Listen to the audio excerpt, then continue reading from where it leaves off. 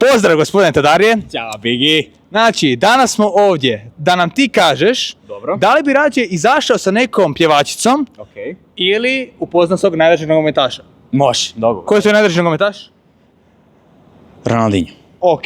Znači, da li bi rađe izašao sa ovom gospodičnom Dara Bubamara Dobro. i imao bi noć bez granica? Znači, možeš raditi što hoćeš.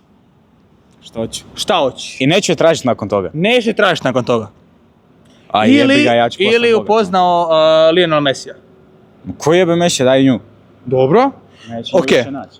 Ana Nikolić ili Ronaldinho. Da li bi želio poznati... Ronaldinho. Ok.